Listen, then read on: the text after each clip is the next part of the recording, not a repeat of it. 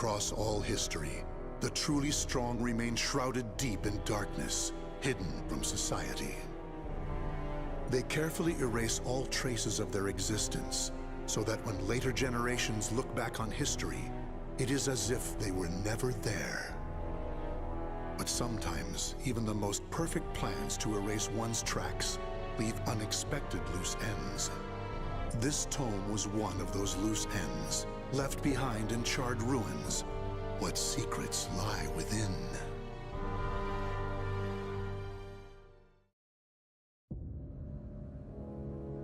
Zasalamel created me. A banal way to begin a tome, but writing down one's own history in a book is strange enough to begin with. I began writing this as an indulgent pastime, so I may as well enjoy myself. Now, about the cursed sword known as Soul Edge. I intend to record its secrets in this very tome. However, I must exercise caution. A fitting end awaits all who seek the cursed sword. Some may laugh and call this an exaggeration. Should anyone who has held that sword ever read this tome, though, I'm certain they'll agree with me. The origin of Soul Edge is a mystery. Legend says it was once an ordinary sword, void of any power.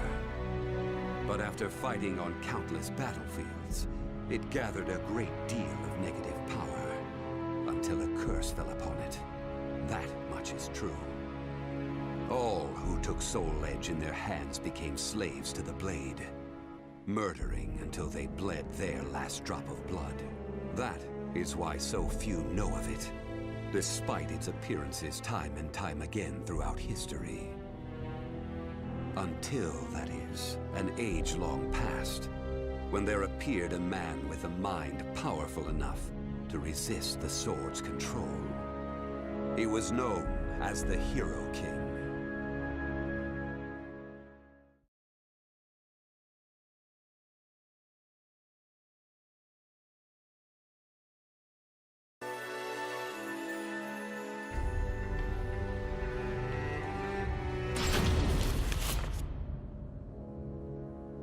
In that ancient age, great change came only through war. Thus, controlling Soul Edge meant ruling the world. The Hero King, being the man he was, one could say it was inevitable that he would bring peace to this warring world. I won't record the Hero King's name here. Someday I may decide the time is right to reveal it, but that time isn't now. It is said the Hero King lost Soul Edge due to his jealous son. After the Hero King killed his son, the spirit sword SOULCALIBUR was born from the remnants of the cursed sword. Indeed, the cursed sword and the spirit sword both come from the very same steel. While the name Soul Edge is known to a select few, the name SOULCALIBUR is known to almost no one. There is a reason the spirit sword was never revealed to the world. Some say the Hero King created the spirit sword, but the truth is that the Hero King risked his life and failed. Those who would carry on the dead king's wish and perfect SOULCALIBUR were to come later. They were known as the guardians of the spirit sword. Like a thief in the night, they took the spirit sword and withdrew into the dark recesses of history. They told others of the Hero King's spirit sword, and that they were going into hiding to both prevent SOULCALIBUR from being used for evil and to prepare for the threat of Soul Edge.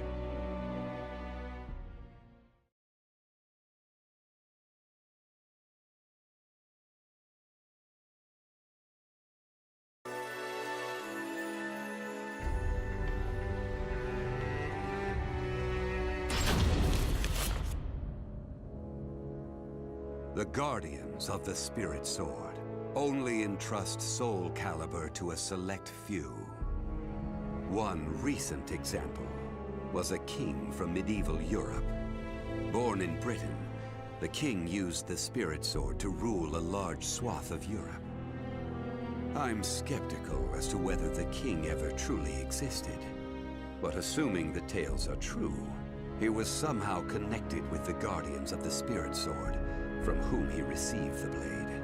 Also, it would be reasonable to assume the king fought with the one who possessed the cursed sword and won. After the king's death, though, no one knows what happened to the spirit sword. Perhaps we should assume it eventually found its way back to the guardians of the spirit sword. But it should be noted that their power had dwindled greatly by that time. At the same time, there were those who awaited the second coming of the king. On the eve of the king's passing, a loyal knight set forth to find the spirit sword and restore the crown. That was the start of the secret society known as the Aval Organization. They hid themselves well for a considerably long period of time. Not even I learned of their inner workings until quite recently. Sworn to the late king, the Aval Organization sought the spirit sword and secretly assassinated all whom they deemed outsiders, those who were aligned with the cursed sword or did harm to humankind. A deeper look, however, reveals there was some unrest hidden below the organization's seemingly unshakable exterior.